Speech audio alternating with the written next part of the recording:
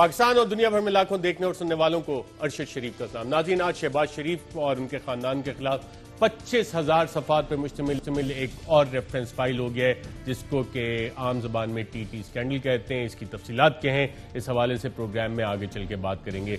आजकल की नाज़रीन जो सबसे बड़ी खबर है, एक मुलाकातों का सिलसिला। इस हवाले से पाकिस्तान पीपल्स पार्टी के चेयरपर्सन बिलावल भुट्टो ने भी एक प्रेस कॉन्फ्रेंस की और उसमें चंद चीजें कंफर्म की जो वफाकी वजीर अली अमीन गंडापुर ने रिपोर्टर्स प्रोग्राम में साबिर शाकिर को बताई थी, वो कंफर्म भी की और साथ उन्होंने मजीद इस हवाले से बताया। तो एपीसी में जो सवालात उठ रहे थे वो और जो रेजोल्यूशन पास हुई, जो ज्वाइंट स्टेटमेंट सामने आई और उसके बाद जो बयानात आए कि जी सिविलियन सुप्रीमेसी और मुलाकातें नहीं होनी चाहिए, जो तफसीलात अब सामने आ रही हैं, तो हमारी सियासी क़यादत के हवाले से काफ़ी सारे सवालात आ रहे हैं। इस हवाले से ही प्रोग्राम में बात करेंगे। मैं अपने पैनलिस्ट का आपसे तारुफ करवा रहा हूँ। स्टूडियो में हमारे साथ मौजूद हैं मुशीर दाखिला और एहतसाब बैरिस्टर शहजाद अकबर साहब, बहुत शुक्रिया प्रोग्राम में शिरकत करने का। और साथ ही हमारे साथ मौजूद हैं हमारे एंकर पर्सन काशिफ अब्बासी, सहाफ़ी हैं और इस मामले पर जो कैपिटल में मुलाकातें होती हैं और ख़ासतौर पर रात को जो मुलाकातें होती हैं उस हवाले से काफ़ी आगाही भी रखते हैं। आप दोनों का प्रोग्राम में बहुत शिरकत का शुक्रिया। नाज़रीन, लेकिन आज की जो बड़ी खबर है, अफवाज पाकिस्तान के तर्जुमान DGISP मेजर बाबर इफ्तिखार से मैंने कुछ देर पहले चंद सवाल और जवाब किए थे। क्या सवाल जवाब थे, आइए देखते हैं। आज आर्मी चीफ एक ट्री प्लांटेशन कैंपेन में भी गए, पोलियो फ्री कैंपेन में गए, पोलियो फ्री पाकिस्तान के लिए। तो आप बता सकते हैं कि पाकिस्तान पोलियो फ्री कब तक हो जाएगा? Thank you very much Arshad.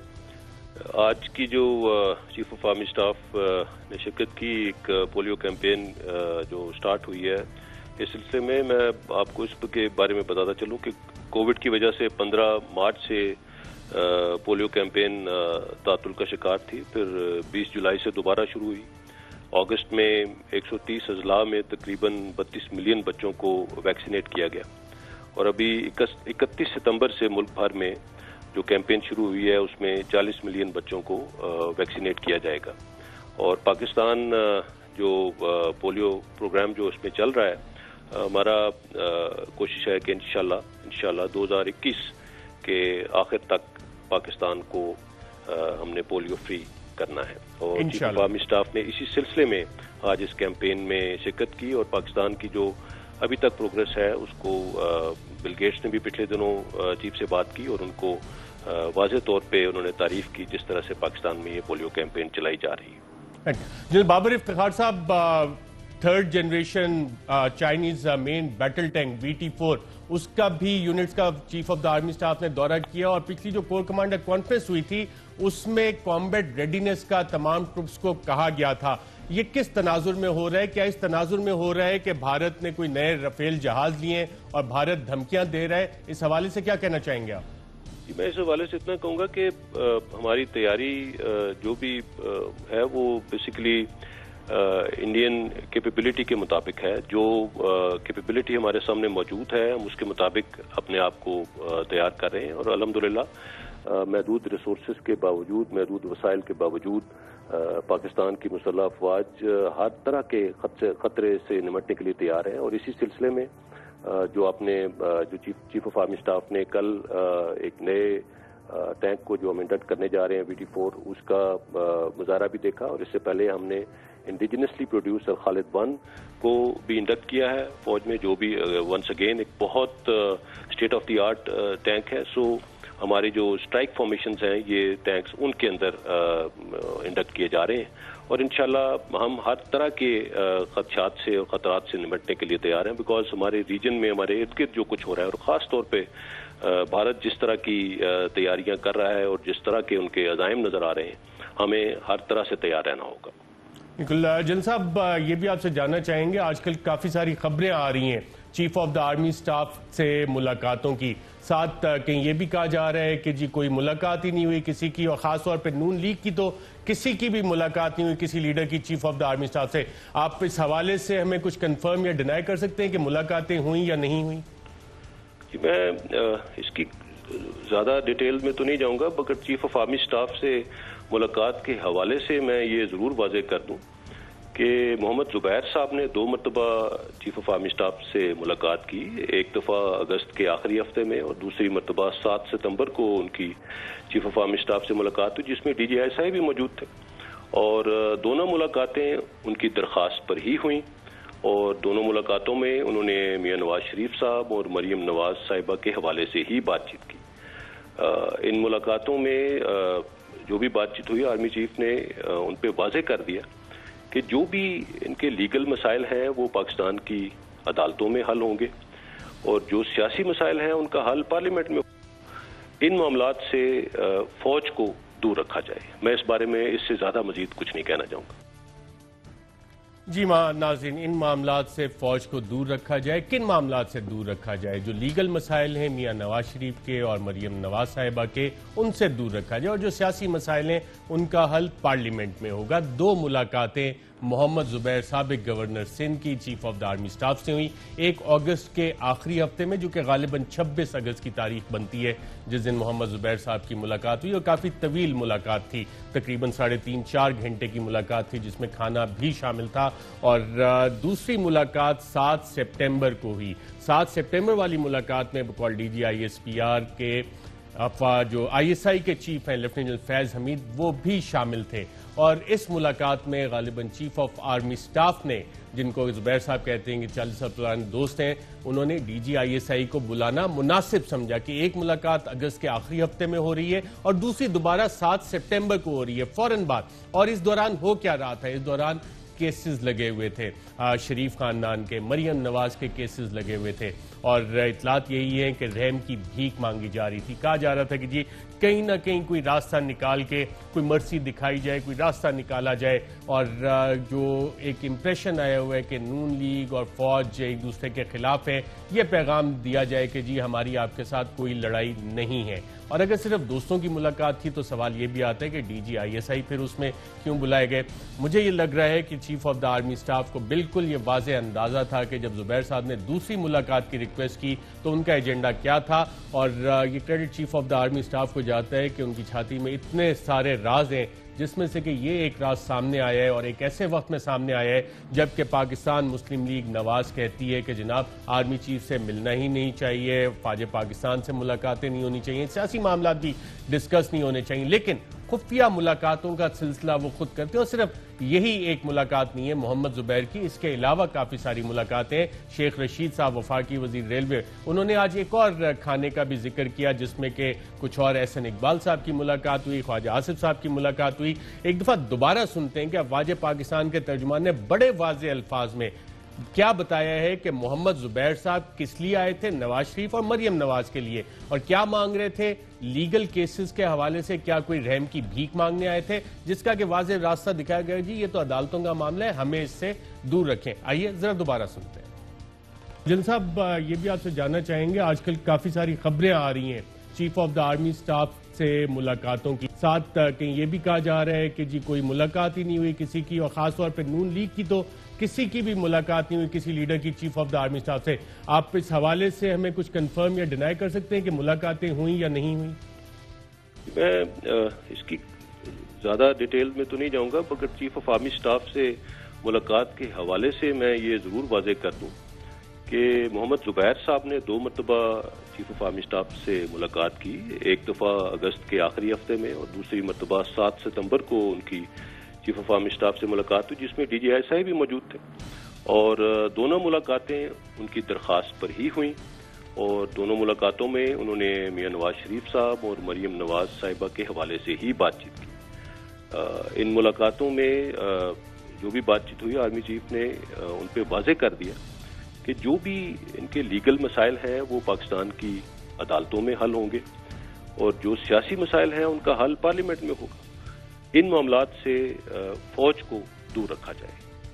जी नाज़रीन, आपने सुना कि अफवाज पाकिस्तान के तर्जुमान उस मीटिंग का बता रहे हैं जिसमें वो खुद नहीं थे, आर्मी चीफ मौजूद थे, और दूसरी मुलाकात में DGISI और आर्मी चीफ थे, और उन्होंने आके इसकी बड़े वाज़ेह अल्फाज में वजाहत की है कि मोहम्मद जुबैर साहब क्या भीख मांगने आए थे और मर्सी की अपील लेके आए थे अगस्त के आखिरी हफ्ते में। और अगस्त में मरियम नवाज साहिबा क्या बता रही थी कि क्या उन्हें होस्टेज रखा गया है, क्या वो बाहर जाना चाह रही थी, क्या मोहम्मद जुबैर साहब ये पैगाम लेके गए थे। और काशिफ अब्बासी के प्रोग्राम में काशिफ साहब हमारे साथ बैठे, उन्होंने कंफर्म किया कि दोनों मुलाकातों के बाद जाके उन्होंने मरियम बीबी को बताया भी कि आर्मी चीफ से क्या बात हुई। लेकिन मरियम बीबी अगस्त के महीने में क्या चाह रही थी, क्या बाहर जाना चाह रही थी? आइए देखते हैं। मैंने मियां साहब के साथ जाना चाहा, मैं ही ख्याल रखती थी उनका। मुझे एक सोचे समझे मंसूबे की तहत मियां साहब के साथ नहीं जाने दिया, तो मैं इस नतीजे पे पहुंची हूं कि मुझे इधर एज हॉस्टेज रखा हुआ है।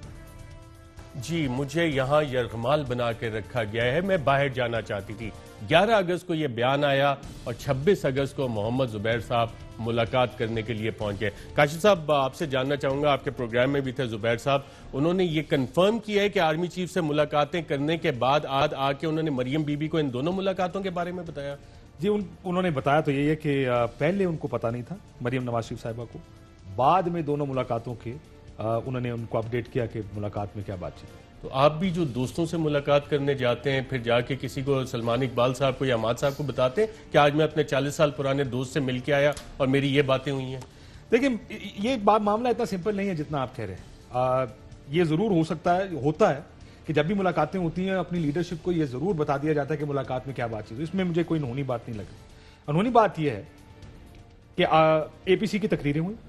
आज मरियम नवाज शरीफ साहबा ने जो कहा कि ये सियासी मुलाकातें नहीं होनी चाहिए, इनको पार्लियामान में आना चाहिए, और जो मिलने गए वो नवाज शरीफ के नुमाइंदे नहीं थे, इन सारे के कॉन्टेक्स्ट में उन्होंने कहा जी फिर, और मैं जानता हूं, आई एम श्योर आप भी जानते हैं, बहुत लोगों की मुलाकातें होती हैं, बहुत से मुस्लिम लीग नून के लोग जो हमारे दोस्त हैं हमें बताते हैं हाँ जी मुलाकात हुई है। क्यों सिर्फ इस एक या दो मुलाकातों का जिक्र इस प्रेस कॉन्फ्रेंस में या इस आपके साथ गुफ्तगू में किया गया? There has to be reason. वजह यह कि मुझे मैं समझ नहीं पा रहा कि क्या असद उमर साहब, जुबैर साहब का ये कहना असद उमर साहब के बच्चे की शादी, वो सब फाइनेंस मिनिस्टर थे जब असद उमर के बच्चे की शादी हुई थी। आपको पता है फाइनेंस मिनिस्टर से हटे हुए कितना अरसा हो गया? तकरीबन 1.5 साल, 1.5 साल तो हो गया होगा ना जी उनको, जो इनिशियल तब्दीली आई है। 1.5 साल पहले एक मीटिंग हुई थी उनकी, या मुलाकात हुई थी असद उमर के बेटे की शादी में। मैं जानता हूं जुबैर साहब बहुत दफा इस्लामाबाद और लाहौर तशरीफ लाए इस पिछले 1.5 साल में।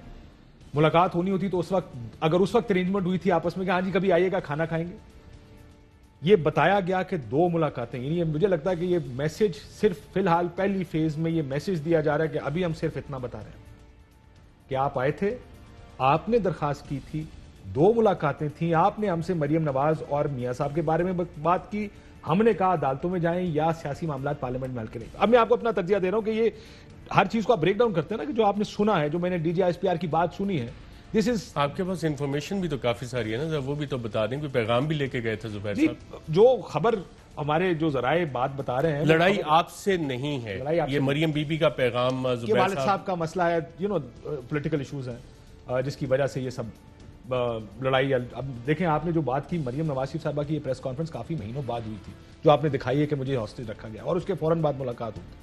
इसका मतलब वो पॉलिटिक्स में एक्टिव होने से पहले शायद कहीं ना कहीं पैगाम दिया होगा कि I we want to get active because हमारे पे पॉलिटिकल प्रेशर्स बहुत है और हमें कुछ ना कुछ करना होगा। ये एक चीज जो मुझे समझ में आती है। जिस तरीके से जो अल्फाज का चुनाव किया है डीजीआईएसपीआर ने, बड़ा इंटरेस्टिंग। मैंने कहा ये इन्होंने दरखास्त की, ये हमारे पास आए, इन इश्यूज पर बात हुई, कोई और मुस्लिम लीग नून के लीडर की बात रास्ता भी बताया, लीगल का ये रास्ता है, अदालतों से जाए रिलीफ ले। आपको याद होगा कि नवाज शरीफ साहब जब वजीर आजम थे और पनामा केस चल रहा था सुप्रीम कोर्ट में, उस वक्त भी एक दरख्वास्त की गई थी जनरल बाजवा को, सिटिंग वजीर आजम नवाज शरीफ साहब की तरफ से, कि हमारी मदद करें, हमारी जान छुड़वाएं, और उस वक्त जवाब यही दिया गया था कि जनाब सुप्रीम कोर्ट में मसला है, हम इन मामलात में इंटरफेयर नहीं करेंगे। ऐसा ही था काशिफ साहब? जी, ये हमें जो बताया गया था, हम और ये एक ही जगह मौजूद थे जहां पर ये बात की गई थी कि मुझे कहा गया और या उनको बाजवा साहब को कहा गया, और उन्होंने आगे से इनकार कर दिया कि जी लीगल मसाइल आप सुप्रीम कोर्ट में करेंगे। बट मैं फिर दोबारा एक बात कहूँगा, सिर्फ ये मुलाकात क्यों? मैं, और वो आपने बहुत अच्छी बात बताई कि स्पेसिफिक मैसेज लेके गए, इसका मतलब है। और मैं इसकी एक और बात बताता हूं, दरखास्त इसलिए की गई हो कि आपको कोई मैसेज, मुझे ये समझ आ रहा है कि अनलेस कोई मैसेज ना गया हो, ये मुलाकात बाकी मुलाकातों की तरह इसको कुछ भी किया जाए। मैं आपका प्रोग्राम देख रहा था, और जो 7 सितंबर की मुलाकात है, जुबैर साहब ने बताया कि जिसमें डीजीआईएसआई भी मौजूद थे, उसमें जब ये पहुंचे हैं तो chief of the army staff ने कहा what are you here for, आप किस वजह से आए हैं, यानी कि फॉलो अप मीटिंग के लिए आए हैं, और उन्होंने ये मुनासिब समझा कि डीजीआईएसआई लेफ्टिनेंट फैज हमीद को बुलाया जाए ताकि उनके सामने ये बात हो। और जुबैर साहब ने अब कंफर्म भी कर दिया है कि मियां नवाज शरीफ के बारे में बात हुई, मरियम नवाज के बारे में बात हुई, ऑल केम अंडर डिस्कशन।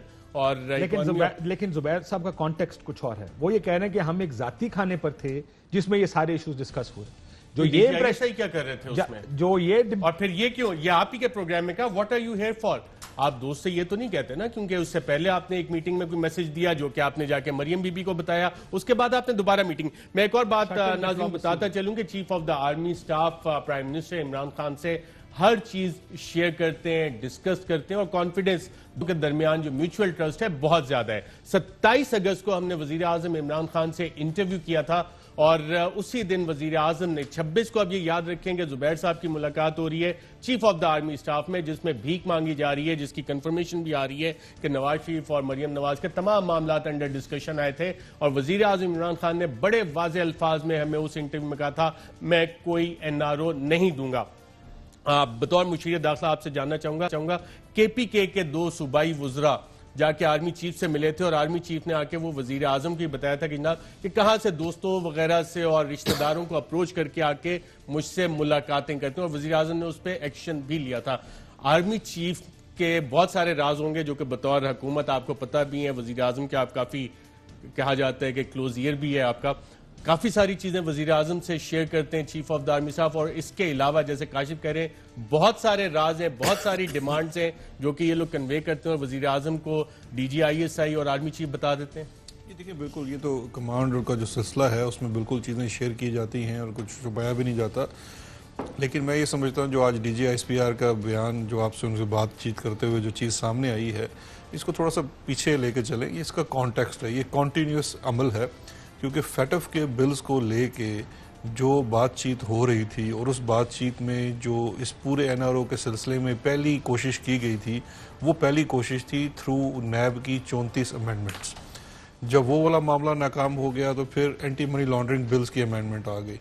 फिर उसके बाद ये थोड़ा सा बढ़ाया गया, और इसमें कोई शक नहीं है कि ये इन्हीं की मुलाकात के ऊपर। इनसे पूछ लें, ये खुद मौजूद थे वहाँ पे। ये जो आज सारे बयान चल रहे हैं, बड़े अच्छे बयान, मुझे बड़े पसंद आती हैं ये सूरी पोजीशंस। वो FATF के बिल की मुलाकात हुई कहाँ थी, बुलाया किसने था, और तमाम पार्टियों के चीदा सारे रहनुमा वहाँ मौजूद थे कि नहीं? मैं बता देता हूँ, FATF की बिल्स के ऊपर जितनी जो निगोशिएशंस हुई हैं वो तो होती थी स्पीकर हाउस में, स्पीकर के घर पे होती थी।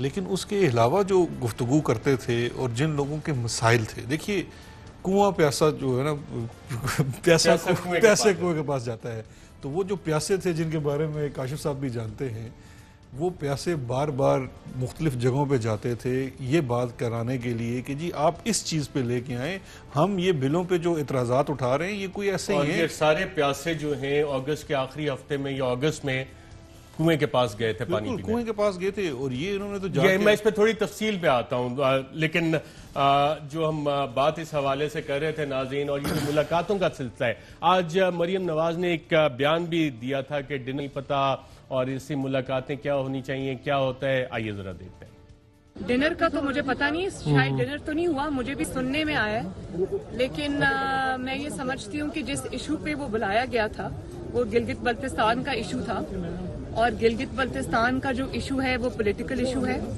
वो अवामी रिप्रेजेंटेटिव्स का इशू है, उनके सॉल्व करने का इशू है, उनकी मशावरत का इशू है। ये जो फैसले हैं ये पार्लियामेंट में होने चाहिए, ये GHQ में नहीं होने। मुझे इल्म का पता नहीं है कि उनको इल्म था या नहीं था, या उनको बाद में इल्म हुआ, लेकिन ना इन इश्यूज पे पॉलिटिकल क़यादत को बुलाना चाहिए, ना पॉलिटिकल क़यादत को जाना चाहिए। ये इश्यूज डिस्कस करने के लिए जिसने आना है वो पार्लियामेंट आए। जी नाज़रीन, आपने सुना मरियम नवाज साहिबा कह रही हैं कि ना उनके इल्म में ना कुछ, और जुबैर साहब बता रहे हैं कि दोनों मुलाकातें मैंने की, और उन दोनों मुलाकातों के बाद उन्होंने मरियम नवाज साहिबा को यह बात बताई कि ये मुलाकातें हुई हैं, और उन मुलाकातों का कॉन्टेक्स्ट क्या था। उन मुलाकातों का कॉन्टेक्स्ट मरियम बीबी का था, मियां नवाज शरीफ साहब के केसेस थे। ये मोहम्मद जुबैर साहब काशिफ के प्रोग्राम में बता चुके हैं कि मरियम बीबी को बताए थे, और आप पब्लिकली देखेंगे वो कह रही हैं कि मुझे इल्म ही नहीं है इन चीज़ों का। अब ये दोबारा से कहीं कैलिब्री फॉन्ट ना हो जाए इस हवाले से, क्योंकि जुबैर साहब की शॉट अब ऑन द रिकॉर्ड है, ये वाली शॉट भी ऑन द रिकॉर्ड आ गई। बिलावल भुट्टो साहब भी मुलाकातों के हवाले से क्या कहते हैं कि सियासी मुलाकातें मिलिट्री लीडरशिप एस्टेब्लिशमेंट से नहीं होनी चाहिए, आइए जरा देखते हैं। जहां तक सियासी बात किसी फौजी की आदत के साथ, वो तो आइन कहता है हो नहीं सकता, आइन के मुताबिक, उनके ओथ के मुताबिक वो तो हो नहीं सकता है। जो भी इस टेबल पे बैठे हैं, हम 1973 की कॉन्स्टिट्यूशन में यकीन रखते हैं, जो भी वो कॉन्स्टिट्यूशन कहते हैं अब हमारे ऊपर है कि हमें इस पे अमल करना पड़ेगा। जी परवेज बात करें, सियासी बातों पे नहीं, परवेज साहब बात कोई करें। सियासी सिक्योरिटी बात पे इश्यूज ना पर होना है, बात अब हो हमें सकती ट्रायल है। करें। और सिक्योरिटी इश्यूज पे तो बात हो सकती है, और जाती केसेस, इनके करप्शन के केसेस यकीनन उनके हिसाब से सिक्योरिटी इशू, उनके लिए सिक्योरिटी इशू का नेशनल सिक्योरिटी इशू नहीं है, जिसका कि जुबैर साहब जिक्र भी कहते। काश आप कुछ कहना चाहते हैं इससे पहले कि मैं बताऊं कि एक चीज रिकॉर्ड पे ये सारे बता दें कि पिछले 6 महीने साल में इनमें से कितने लोगों ने कितनी मुलाकातें की जाके बड़े घर में। देखिए रोज तो सिक्योरिटी के इश्यूज पे बात नहीं होती, तो ये बयानात देने की जरूरत नहीं, क्या अच्छी होती है बात है, पब्लिक मैं कंजम्पशन के लिए अलग। और असूली बिलावल पोजीशन- साहब ने जो सियासी मामलात का नाज़रीन जिक्र किया, कल साबिर शाकिर के ने अली गंडापुर साहब से जब सवालात किए थे कि क्या हुआ, तो गारंटीज किससे मांग रहे थे, DGISI से बिलावल साहब गारंटीज मांग रहे थे बड़े वाज़ेह अल्फाज में। पहले बिलावल साहब को सुन लेते हैं कि बिलावल साहब ने आज जवाब किस तरह से दिया, फिर आपको दिखाएंगे कि गंडापुर साहब ने क्या रिवील किया था। आइए आज बिलावल साहब ने एक्सप्लेनेशन क्या दी। उस मौके पे गंडापुर साहब मुझे तसल्ली देने की कोशिश कर रहा था कि साफ और शफाफ इलेक्शंस वो करवाएंगे, जिस पे मैंने जनरल फैज साहब की तरफ इशारे करते हुए कहा कि मैं आपसे नहीं उसकी तरफ देखूंगा कि अगर साफ और शफाफ इलेक्शंस वहां होते हैं या नहीं। वो उस कमरे में बैठे हुए लोग के लिए एक इशारा था जो आपको भी आप समझ में आ चुका होगा, उनको भी समझ आ चुका होगा। अफसोस के साथ कि गंडापुर साहब के समझ में नहीं था। जी नाज़रीन देखें, बिलावल भुट्टो साहब इतने इंटेलिजेंट आदमी हैं, उन्हें पता है कि जब DGISI से बात करनी है तो इशारों में बात करनी है, जो उन्हें और शायद DGISI को समझ आए, हमें बाकी सबको तो समझ नहीं आई। इवन वफाकी वजीर अली अमीन गंडापुर को समझ नहीं आई, उन्होंने क्या समझा था, आइए देखते हैं। बिलावल कह रहे हैं कि हमारी कोई सियासी गुफ्तगू नहीं है। आपके साथ DGISI, अगर मैं सही समझाऊं तो जनरल फैज हमीद साहब बैठे थे जी। आपने बिलावल भुट्टो को गारंटी दी, श्योरिटी दी कि जनाब मैं गारंटी देता हूं कैमरे लगाने के लिए तैयार, कैमरे लगाने के लिए, बाकी इलेक्शन कमीशन करेगा। बिलावल ने क्या कहा? बिलावल ने कहा कि मुझे आपकी नहीं, आपके साथ जो बैठे हैं इनकी जनरल साहब की गारंटी। कौन बैठा था? जनरल फैज साहब बैठे थे मेरे साथ, इधर बिलावल यहाँ था, मैं इधर मेरे साथ इधर लेफ्ट पे थे। तो उन्होंने कहा कि जी हमारा काम नहीं है। जनरल फैज साहब ने क्या कहा? उन्होंने कहा कि जो आपको चीफ साहब ने कहा है कि आप कमेटी बनाएं और उस कमेटी में रिफॉर्म्स करें, तो आप करें, हमारा क्या काम है? हमारा काम है सिक्योरिटी देना। अगर आप कहेंगे तो हम सिक्योरिटी देंगे, अगर आप कहते हैं कि फौज ना हो, आप कर सकते हैं सिक्योरिटी, हमें खुशी होगी इस बात पे कि आप खुद करें इसको। इशारा ये समझ आया था वफाकी वजीर को। अब आई डोंट थिंक बिलावल ने कोई गलत बात की। अली अमीन गंडापुर साहब ने गलत बात की है? नहीं, अब छोड़े जाने। अच्छा चले, इस स्टोरी को नाज़रीन हम जिस तरह से फॉलो होते हैं ना, बच्चे सच्चे होते हैं। कॉन्टेक्स्ट ठीक है, और बच्चे सियासत भी नहीं करते हैं। कॉन्टेक्स्ट ठीक है। लालू नहीं सीरियस। आपका कोई और कमेंट इसके ऊपर? ना, आई थिंक मुझे लगता है कि अब ये हालात जिस तरफ जा रहे हैं, आई होप के ज्यादा करना पड़े। और नाज़रीन इस स्टोरी को जो काशिफ कर रहे हैं, हम पिछले तकरीबन काफ़ी दिनों से फॉलो कर रहे हैं। 16 तारीख को मुलाकात हुई थी, 17 को हमने प्रोग्राम में बताया था, और जो जो चीज़ें आपको बताते गए कंफर्म किस तरह से होती रही, आइए एक झलक देखते हैं। कल आप भी उसी डिनर पे मौजूद मुझे थे? कहाँ है मुलाकात? मैं वही तो आपसे जानना। मैं तो कल रात को घर पे खाना खाया। अच्छा, आपको नहीं बुलाया गया डिनर पे? कौन से डिनर पे? नहीं, शेख रशीद साहब जिस डिनर पे, शेख रशीद साहब दिया होगा।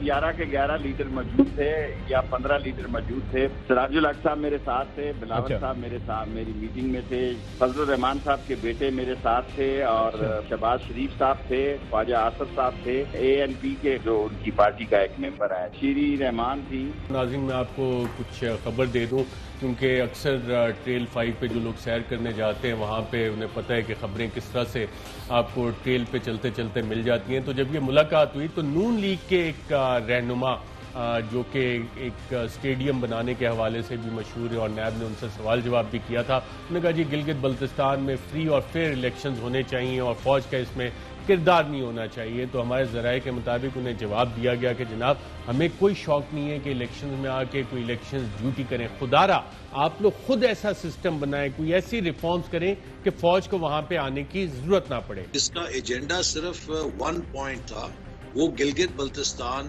की सूरत हाल और उसके सिक्योरिटी पर्सपेक्टिव। मैंने ये बात कही थी उस मीटिंग के अंदर कि सबसे बड़ा चैलेंज ये है कि हम वहां पर फेयर एंड फ्री इलेक्शन होने दें और वफाकी हुकूमत उस इलेक्शन के अंदर मुदाखलत ना करे। एक और नून लीग के सीनियर रहनुमा थे, उन्होंने कहा जी देखें धांधली होती है इलेक्शन में, और 2018 में भी धांधली हुई, तो उस पर उन्हें जवाब दिया गया कि आपको याद है ना कि इलेक्शन की रात आपने फ़ोन किया था और जब आपने फ़ोन किया था आप जीत गए, तो क्या आपके साथ धांधली हुई? सियालकोट से तो ताल्लुक नहीं है इन सियासतदान का जो इलेक्शन रात फ़ोन करके कहा कि जी ये हो रहा है और उनको कहा गया आप जीत गए, तो क्या धांधली से जीते? मुझे एड्रेस करके उन्होंने कहा कि आपने मुझे रात गए जो है, उन्होंने 8 बजे कहा, लेकिन मुझे याद पड़ता है ये 2-3 बजे आफ्टर मिडनाइट मैंने उनको कांटेक्ट किया और मैंने एक्सप्लेन किया कि ये यहाँ पे जो कुछ हो रहा है कि हमारे पोलिंग स्टेशनों से हमारे लोग निकाल दिए गए हैं और मैसिव किस्म की यहाँ पे रिगिंग हो रही है, ये मैंने उनको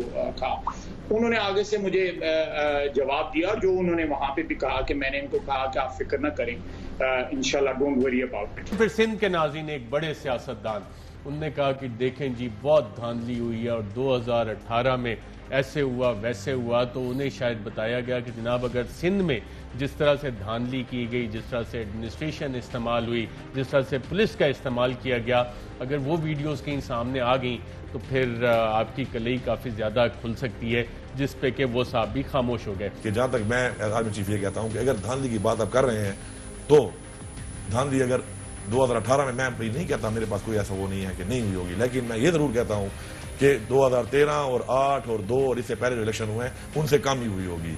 और ये भी साहब मैं कहता हूँ आपको कि आप जो बातें कर रहे हैं कि जितनी धांधली अगर हुई भी है तो मेरे ख्याल में सिंध में ज़्यादा हुई होगी, वहाँ पे आप जिस तरीके से मशीनरी को इस्तेमाल किया। नैब और केसेस का भी जिक्र नाज़रीन इस मुलाकात में, और ये बात भी नून लीग के एक सीनियर रहनुमा ने इस हवाले से की कि नैब के इतने केसेस हमारे ऊपर बने हुए हैं, तो उस पर बड़ा वाज़े उन्हें जवाब दिया गया कि जनाब ये नैब जाने, अदालतें जाने, आपके केसेस हैं, आपने ये भुगतने हैं, हमारा इन केसेस से कोई लेना देना नहीं। नैब के हवाले से इस तनाजुर में बात हुई कि वहां पर एक नहायत अहम शख्सियत ने कहा कि जो सिविल ब्यूरोक्रेसी है ये फैसले नहीं करती और काम नहीं करती, तो मैंने उस पर इंटरजेक्ट करके ये कहा कि देखिए सिविल ब्यूरोक्रेसी इसलिए काम नहीं करती कि जब उन लोगों को बुला के नैब में हरासा किया जाता है, और मैंने कहा मैं अपनी मिसाल दे सकता हूं कि मेरे केस में कम से कम 30-40 अफसरों को बुला के हरासा किया गया है। मैं अपने ज़राए के जरिए बता रहा हूं कि उस दिन वज़ीर आज़म ने जो तकरीर की कुछ इसहाक डार साहब के बारे में, मियाँ साहब के बारे में बताया, और वैसे भी तो कहा गया कि देखें जी इमरान खान साहब बतौर वज़ीर आज़म हमसे इंगेज नहीं करते, और पार्लियामेंट में उन्होंने किस तरह की ज़बान लैंग्वेज इस्तेमाल की, तो उस पर उन्हें बड़ा वाज़ेह जवाब दिया कि जी ये ज़बान तो आप लोग भी उसी तरह की इस्तेमाल करते हैं कि घसीटेंगे, पेट फाड़ देंगे, तो ये पार्लियामेंट में आपने माहौल बेहतर करना है, ये रिफॉर्म्स आपने लेके आनी है, पॉलिटिकल कल्चर आपने बेहतर करना है। तकरीरों के मुताल्लिक उन्होंने 2-3 बातें की। उन्होंने कहा कि आप सियासतदान जो है तकरीरें करते हैं, और देखें आपने कहा कि मैं घसीटूंगा, और वो बाद में आपके सामने आई। इंतहाई अहम ज़राए के जरिए बता रहा हूँ कि एक सीनियर अस्करी लीडर ने कहा कि मैं जब से ब्रिगेडियर हूं तब से मैं धरनों के खिलाफ हूं, और जब 2014 का धरना हुआ था मैं उसके भी खिलाफ था। जी नाज़रीन, आपने सुना, ये तो वो चीज़ें थी। काशिफ, एक क्विकली आपसे सवाल करना चाहूँगा ब्रेक पे जाने से पहले।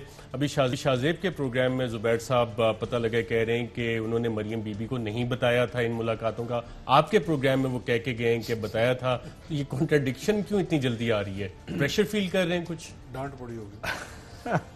किससे? देखें, मालिकों से और किससे?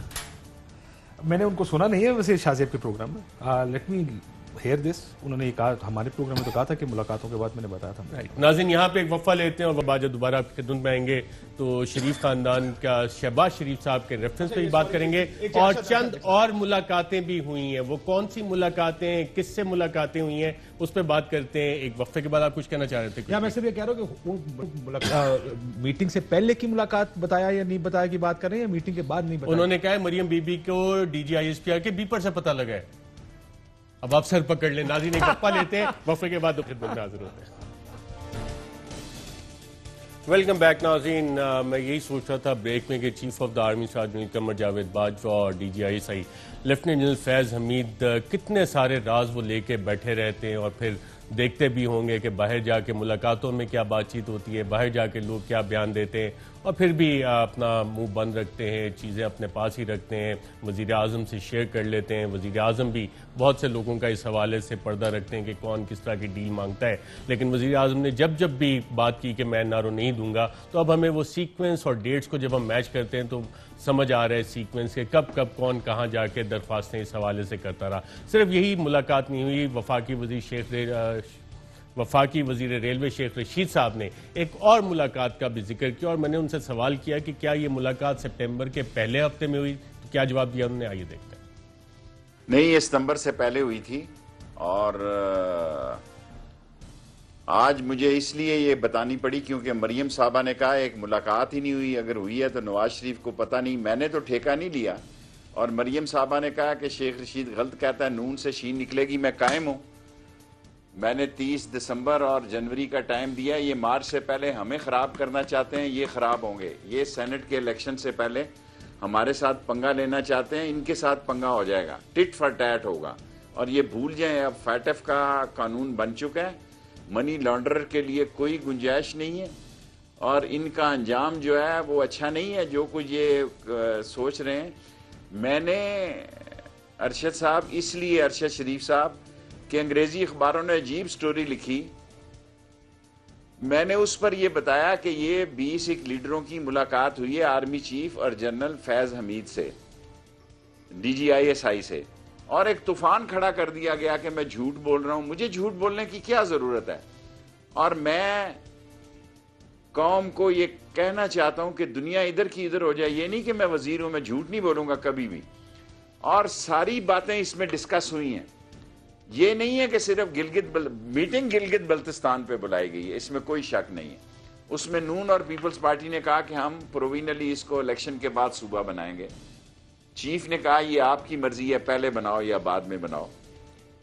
तमाम चीजें डिस्कस हुई, हत्ता कि वो सियासी जुमले और बयानात भी डिस्कस हुए जो घसीटेंगे और रस्सा डाल के लड़काने की सड़कों पे घसीटेंगे। उन्होंने कहा जी मैंने माजरत कर ली है।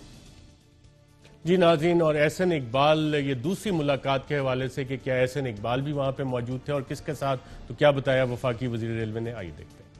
ये 1 to 1 दोनों, ये दो थे और उधर से भी वो 2 हजरात थे, ये कोने में लगे हुए थे। आखिरी में आखिरी बंदा मैं निकला तो ये दोनों हजरात 1 to 1 लगे हुए थे। मुझे क्या जरूरत पड़ी और इसमें बुराई क्या है जी? आर्मी चीफ से बात करनी, मुलाकात करनी, पाकिस्तान का आर्मी चीफ है, पाकिस्तान का DGISI है, पाकिस्तान के अदारे का ISI का सरबराह है जिसने दुनिया में अपने लोहा मनवाया हुआ है। इसमें शर्मिंदा होने की क्या बात है? और मरियम साहबा कह रही हैं कि ना मुझे पता है ना नवाज शरीफ को पता है। इसका ठेका मैंने तो नहीं लिया हुआ, मेरा तो उनसे कोई तल्लक नहीं है। और क्या इस दूसरी मुलाकात में शहबाज शरीफ साहब भी मौजूद थे? आइए देखते हैं। दूसरी मुलाकात में मैंने और शहबाज शरीफ ने इकट्ठे एक टेबल पे खाना खाया जी। पहली मुलाकात में हम दोनों एक ही टेबल पे खाना खा रहे थे। जो 4-4, 5-5 लोगों का टेबल था उसमें मैं और शहबाज शरीफ एक ही टेबल। जी नाज़रीन, आपने देखा, और शहबाज शरीफ साहब ने आज एक प्रेस कॉन्फ्रेंस भी की, लेकिन उस प्रेस कॉन्फ्रेंस में सवालात रिपोर्टर्स के कोई भी उन्होंने सवालात नहीं लिए। और उसकी वजह क्या थी? गालिबन उसकी वजह बैरिस्टर शहजाद अकबर साहब, आप तो नहीं थे कि आपने चार सवालात कहे थे और वो सवाल लिए बगैर ही चले गए? देखिए, मैं तो इनसे बड़े अरसे से सवाल करता आ रहा हूँ। पहले मैंने 17 सवाल किए, फिर उसके बाद मैंने वो महमूद गजनवी की तरह ना पहले 17 हमले किए, उसके बाद मैंने कोई इनसे कम 10-12 सवाल किए, वो जवाब नहीं दिए। अब मैंने इंतहाई इख्तिसार के साथ सिर्फ 4 सवाल किए थे। मैं असेंबली में भी 3-4 दफ़ा गया हूँ, ये मेरे सवाल का जवाब नहीं देते, इसलिए मैंने आज 4 बड़े आसान से सवाल छोड़े थे। मुझे पता चला था आज ये प्रेस कॉन्फ्रेंस कर रहे हैं, उस डर में उन्होंने आज सहाफ़ी गरीबों को भी सवाल नहीं करने दिए। ये कौन सी प्रेस कॉन्फ्रेंस है? यूजुअली ये हुकूमतें करती होती हैं कि उनसे कोई सवाल ना करे तो वो प्रेस कॉन्फ्रेंस करके उठ के चले जाते हैं। ये आज हमने पहली दफ़ा देखा है कि अपोजिशन लीडर ने एक समा बांधा प्रेस कॉन्फ्रेंस की, which was all over the place, और आखिर में कोई सवाल नहीं लिया और उठ के चले गए।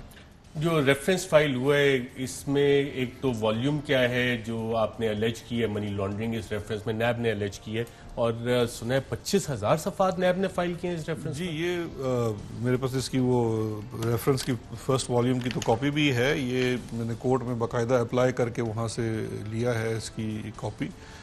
इसके अंदर 55 वॉल्यूम्स हैं जिसके अंदर 25,000 सफ़ात हैं और इसके अंदर ये सारा डॉक्यूमेंट्री एविडेंस है। ये कोई किसी की ज़ुबानी गवाही एक शख्स की दूसरे शख्स के खिलाफ नहीं है, सारे का सारा डॉक्यूमेंट्री एविडेंस है। बैंकिंग रिकॉर्ड्स है, SCCP के रिकॉर्ड्स हैं, FBR का रिकॉर्ड है, इनकी अपनी जो ट्रांजैक्शंस हैं 177 इसके अंदर 177 फेक रिमिटेंसेस का जो टीटियाँ हैं उनका रिकॉर्ड है।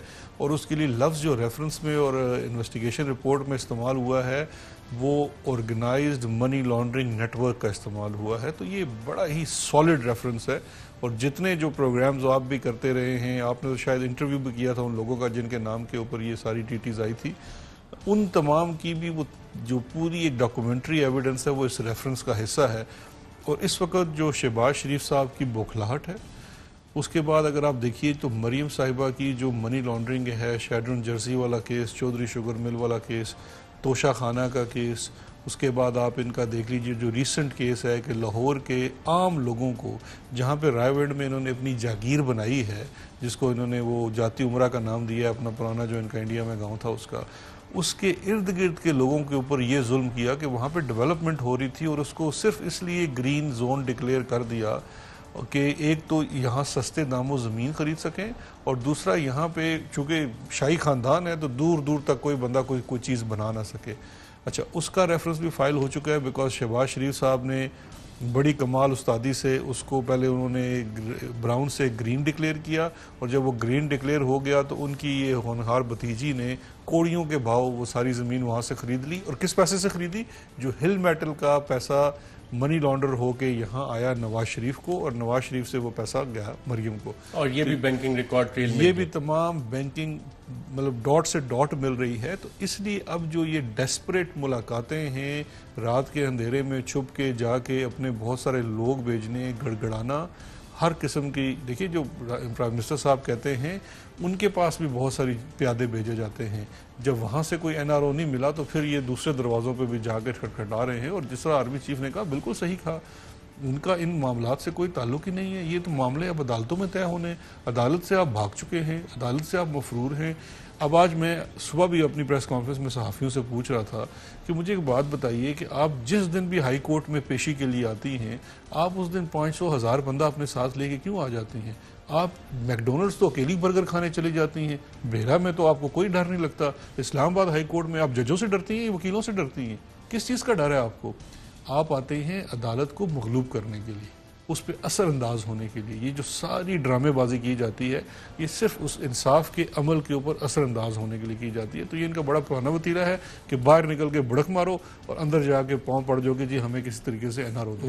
ये रेफरेंस फाइल हुआ है शहबाज शरीफ साहब के खिलाफ, बेल पे भी वो इस वक्त मौजूद हैं, बार बार कह रहे हैं कि वज़ीर आज़म चाहते हैं कि मैं बतौर लीडर ऑफ द अपोजिशन जेल चला जाऊँ। और अब एक और वजह बता रहे हैं क्योंकि हमने APC की है तो हमें जेल डाल दिया जाएगा। कितना स्ट्रॉन्ग रेफरेंस है ये मनी लॉन्ड्रिंग का शहबाज शरीफ साहब? ये बड़ा इंपॉर्टेंट सवाल है। दो चीज़ें हैं। पहली तो चीज़ ये है कि वो जो कहते हैं मैं 2018 में भी गिरफ्तार हुआ था, उस वक्त जब ये गिरफ्तार हुए थे ये रेफरेंस का तो अभी अशर शुरू हुआ था। इस रेफरेंस के अंदर इनकी इन्वेस्टिगेशन बाकी है जिसके लिए नैब इनका अरेस्ट वारंट लेके लाहौर हाई कोर्ट गया हुआ है। इसी रेफरेंस के अंदर जो 16 को अक्यूज़ड हैं उसमें से 8-10 को अक्यूज़ड अरेस्ट हैं, एक की भी जमानत नहीं हुई, सुप्रीम कोर्ट तक ये गए हैं। क्यों? क्योंकि इसमें एविडेंस बहुत स्ट्रांग है और जो इस केस के दूसरे किरदार हैं जिसको मौका मिला है उसको इन्होंने या फरार करवा दिया है। अब मुझे एक बात बताइए, इस केस में मलिक मकसूद नामी एक शख्स है, इस केस में ताहिर नकवी एक आदमी है। अब ये दोनों लोग इस वक्त पाकिस्तान से मलिक मकसूद ये वही है जो कि शुगर इंक्वायरी में भी निकला है? जो शुगर इंक्वायरी अच्छा, उस पे आते हैं, पहले इस वाले केस की कर लेंगे। ये वही केस है जिसमें हमजा शहबाज को ही बेल नहीं मिल रही और शहबाज शरीफ साहब बाहर है? जी ये बिल्कुल वही केस है और उसमें इसको बेल नहीं मिल रही और इसमें ये ताउन नहीं कर रहे इन्वेस्टिगेशन के साथ। क्योंकि देखिए शहबाज शरीफ से जब पूछा जाता है कि इस चीज़ का जवाब दें, कन्फ्रंट किया जाता है तो वो कभी कह देते हैं सलमान से पूछें, कभी कहते हैं हमजा से पूछें, कभी किससे पूछें, कभी किससे पूछें। वैसे इन्हें दुनिया जहाँ की हर चीज़ का पता है, लेकिन इनको सिर्फ और सिर्फ यही पता नहीं है कि इनके नाक के नीचे क्या होता रहा है। और इतने ये मासूम हैं कि उस सारे माल से अपना हाथ भी धोते रहे हैं, उससे अपनी चीज़ें भी खरीदते रहे हैं, मकानात खरीदते रहे हैं, विलास खरीदते रहे हैं, गाड़ियों की कस्टम ड्यूटीज़ पे करते रहे हैं। तो इसलिए शहबाज शरीफ साहब इसी केस में तफ्तीश के लिए नैब को चाहिए और नैब उनका अरेस्ट वारंट लिए लाहौर हाई कोर्ट में। जी, ये पिछले 4 माह से केस चल रहा है और अब ये तो हाई कोर्ट भी तंग आ गई है इसकी। अगर आप पिछली 3 हेयरिंग्स की उठा के देख लीजिए, पब्लिक हेयरिंग होती हैं, कभी ये बीमार हो जाते थे, कभी इनके वकील बीमार हो जाते थे। अब कोर्ट ने भी कहा कि आप बस करें, आर्ग्यूमेंट्स कंक्लूड करें। हो सकता है इनकी बेल कंफर्म हो जाए, हो सकता है ना हो, लेकिन जो भी है आपको जो जस्टिस का प्रोसेस है, और वैसे लाहौर हाई कोर्ट के सामने इनका माजी को इतना अच्छा नहीं है क्योंकि ये केस में शख्सी जमानत भी दिए बैठे हैं और वो शख्स इस वक्त मफरूर है। नाज़रीन यहाँ पे लेते हैं और वक्फे के बाद दोबारा आपकी खिदमत में हाजिर हैं। वेलकम बैक नाज़रीन। बैरिस्टर शहजाद अकबर साहब, एक तो ये वाला रेफरेंस फाइल हो गया, एक और केस जो कंबाइंड इन्वेस्टिगेशन टीम कर रही है जो शुगर मिल्स के हवाले से, उसमें भी कुछ डिपॉजिट्स नजर आए हैं एम्प्लॉयज के नाम पे। तो ये अलग केस बनेगा मनी लॉन्ड्रिंग का या कि ये इसी का हिस्सा होगा? नहीं, ये अलग केस है। देखिए, ये केस है इस वक्त ये जो 9.5 बिलियन के डिपॉजिट्स मिले हैं वो रमज़ान शुगर मिल से मुतल्लिका हैं और उसके जो एम्प्लॉइज़ हैं, कोई 9,000 की तनख्वाह ले रहा है, कोई 20-25 हज़ार की तनख्वाह ले रहा है और 2-2.5 अरब रुपए की उनकी अकाउंट्स के अंदर ट्रांजैक्शंस हैं और उन पैसों को भी वही लोग विड्रॉ कर रहे हैं, ये वही हैंडल कर रहे हैं जो कैश बॉयज़ हैं शरीफ ख़ानदान के।